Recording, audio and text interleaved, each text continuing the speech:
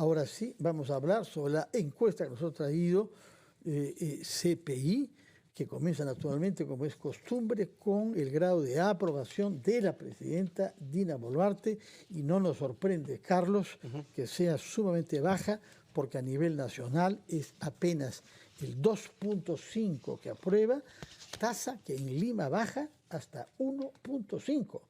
Y con la particularidad que hemos venido registrando siempre, que hay más aprobación por parte de los hombres que de las mujeres. Ligerísima diferencia, porque es 2.5 el promedio nacional. Pero de todas maneras, las mujeres desaprueban más a Dina Boluarte que los hombres, y la tasa general nacional de aprobación, en una encuesta hecha en el campo la semana pasada, de acuerdo a los criterios metodológicos de rigor, es 2.5%. Hay modificaciones, hay cambios. Muy buenos días, Omar. Muy buenos días, Fernando. Muy buenos días, Carlos. Gracias Omar, por la invitación y la confianza en nuestro trabajo. Hay una modificación definitivamente, sobre todo en el interior del país. La aprobación a nivel nacional es 2.5% y la desaprobación llega a 93.8%. Destacar algo que no habíamos visto en las anteriores encuestas, pero sí habíamos notado el descenso y el bajo número, que los jóvenes de 18 a 24 años a nivel nacional, la aprobación es 0. Es cierto, hay un margen de error, pero el número finalmente nos resulta 0. O sea, hay 0 aprobación en jóvenes a la gestión de la presidenta Dina Boluarte. En el interior del país, la desaprobación ha bajado casi 5 puntos porcentuales. Eso también hay que decirlo. De 97.7 en julio a 92.8 en este mes de septiembre. Hemos terminado la encuesta hace pocos días, realmente.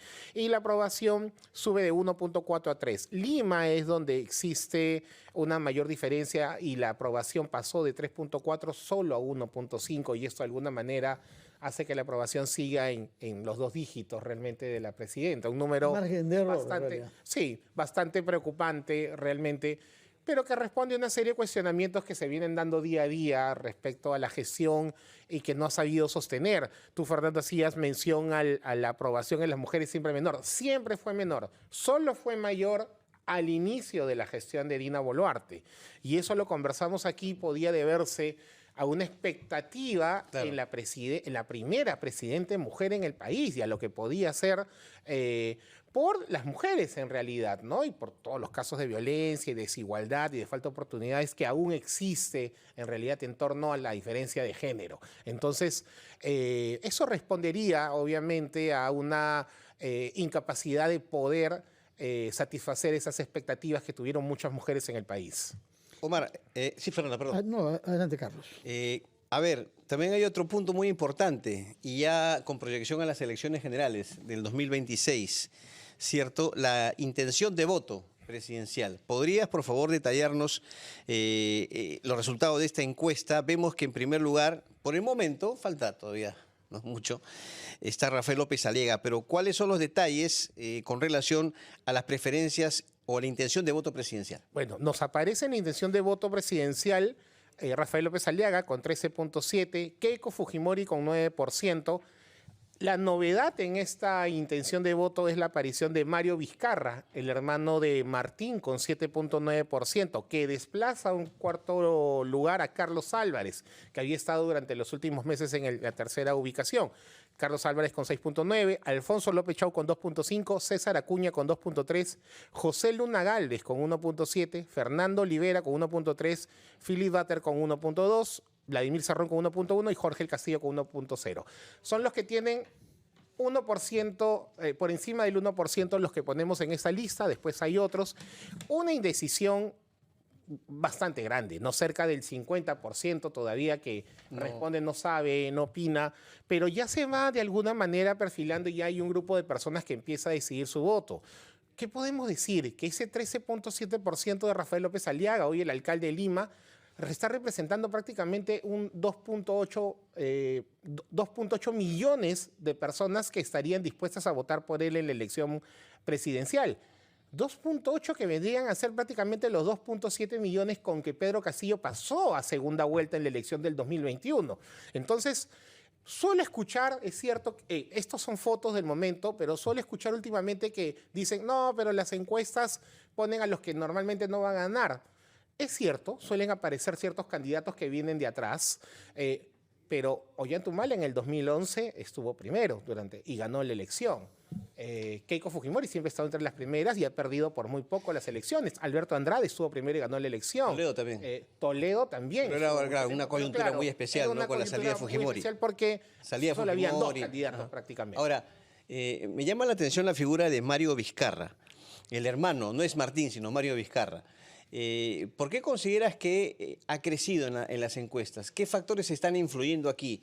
No sé si el grado de asociación con su hermano, la situación que ha pasado su hermano en la prisión preventiva, no sé. Definitivamente. El estudio es más largo. Hemos hecho algunas preguntas antes sobre este crecimiento que veíamos de Mario Vizcarra.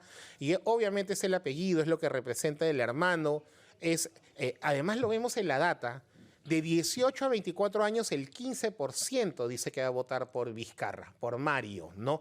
Puede existir una confusión, pero también hay una idea de que podría ser la persona... Quedaría segundo con ese 15% detrás de López Aliaga con 16.8, ¿no? Detrás de López Aliaga. Pero es el primero en el interior del país, ojo Fernando, 9.3%, ¿no? Entonces, hay que verlo porque podría ser el candidato que quizás comience a crecer. Ahora, lo cierto es que no es Martín Vizcarra, es Mario Vizcarra. Duda, y una campaña es prácticamente una guerra electoral donde comienza, a él todavía no lo han mirado, a él todavía no se sabe poco o nada. Sí. Entonces hay Pero que es ver... una cuestión de asociación, porque quien hace la campaña es Martín. Sí, es correcto. López Aliaga con una intención de voto bastante grande en Lima, 23.3%. Pero solo 8% en el interior del país. Parte de la población, ¿eh? Sin embargo, hay un dato también que me gustaría compartirlo con ustedes. Hay una pregunta que hacemos respecto a él y la traída de los trenes que hizo de Estados Unidos, ¿no? Le preguntamos a nivel nacional, hicimos la pregunta de que si consideraban que el Ministerio de Transportes y Comunicaciones, el Estado peruano, debería apoyar la puesta en marcha de los trenes que trajo él, y hay un 54.9% que declara que sí debería apoyarse la puesta en marcha de los trenes que trajo López Aliaga. 70% en Lima, pero 45.9% en el interior del país. Un 19% que dice de que hay que esperar mejor la propuesta del ministro Sandoval de su propio tren. Sin duda, sí. Pero hay un 55% a nivel nacional que manifiesta que esta iniciativa del alcalde de traer los trenes debería ser apoyada por el Ejecutivo. De acuerdo. Ese es Antes un dato de ir importante. a la pausa quería precisar algo sobre López Aliaga. El sector generacional en el que haya más votos es la juventud. Sí. A diferencia de Dina Boluarte, él tiene más votos en la población de 18 a 24 años que en los de 25 a 39 y muchos más que de 40 a 70. Sí, es un voto... Por otra parte, mucho más hombres que mujeres lo apoyan a él y naturalmente en Lima 23% contra 8% en el interior. Es correcto. Y pusimos una pregunta en el caso de que Dina Boluarte postule a la presidencia de la República. No está en el cuadro, obviamente, de intención de voto, pero preguntamos si postulase, ¿no? Sí votaría por ella 0.5%. Jóvenes de 18 a 24, otra vez 0%, que no lo aprobaron. Y no votaría por ella 97.8%. No precisa 1.8%. Bueno, vamos a ir a una pausa. Omar Castro, gerente general de CPI, que nos ha venido a visitar hoy con una encuesta amplia sobre algunos de los temas que hemos visto, pero hay otros temas que quedan pendientes, entre otros justamente el de la prensa en el Perú.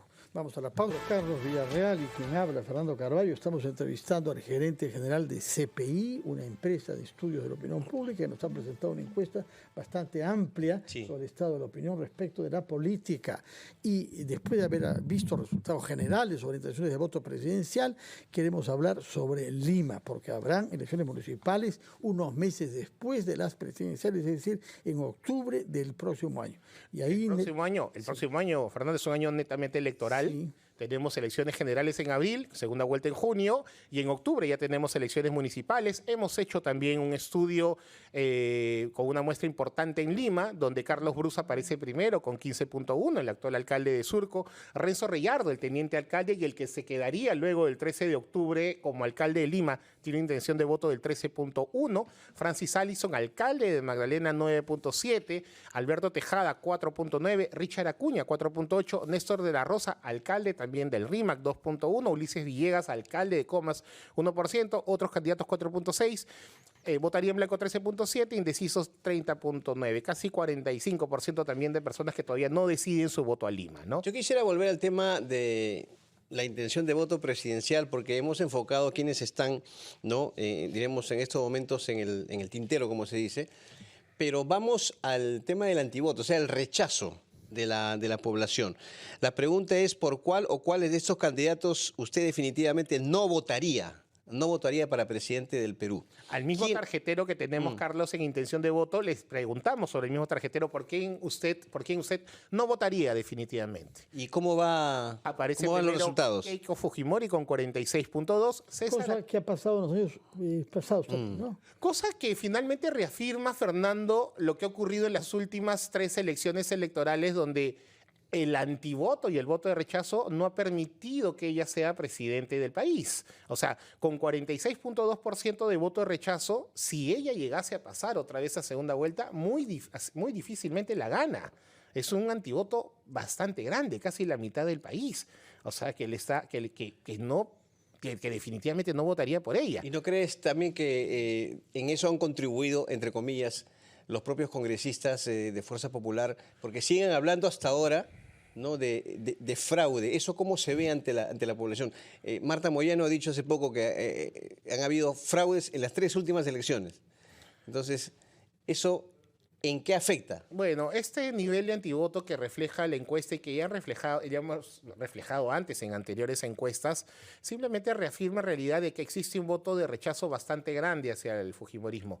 Cada vez más grande a partir del 2016. O sea, este antifujimorismo o este voto de rechazo que hoy vemos no es un voto de rechazo a un fujimorismo que venga del padre, de Alberto, ni al montesinismo. Porque es mayor entre los jóvenes de 18 a 24 años, más del 50%. A eso iba. El 50.4% del antivoto viene de jóvenes de 18 a 24 que no vivieron esa época, pero que sí han vivido la época a partir del 2016, cuando Keiko Fujimori, con 73 congresistas, finalmente políticamente decide gobernar desde el Congreso.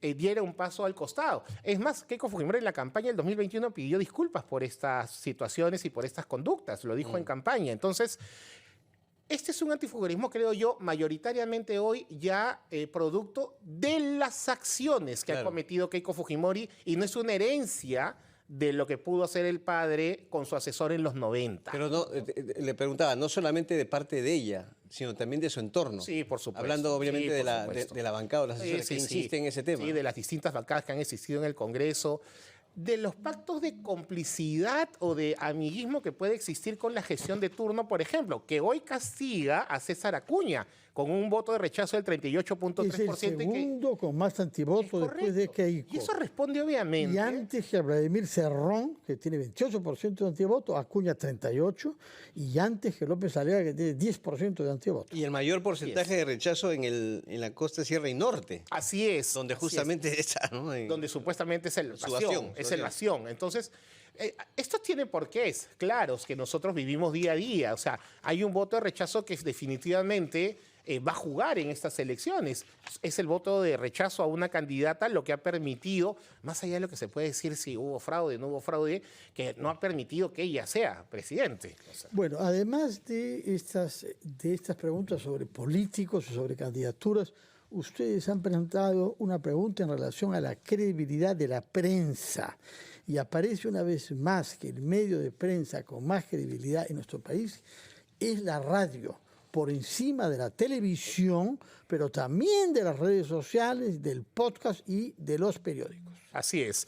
Nosotros hemos querido preguntar esta vez cuál es el medio de comunicación noticioso informativo, plataforma comunicacional, de streaming, podcast, en el cual usted más cree, de manera espontánea, única como respuesta. Más de 22 representados, más de 22 millones, 23 millones de personas entre 18 a 70 años en el país responden que el 31.8% responde que le cree más a la radio, ¿no? 27.6% a la televisión, redes sociales 23.6%, podcast 5%, diarios periódicos 3.6%.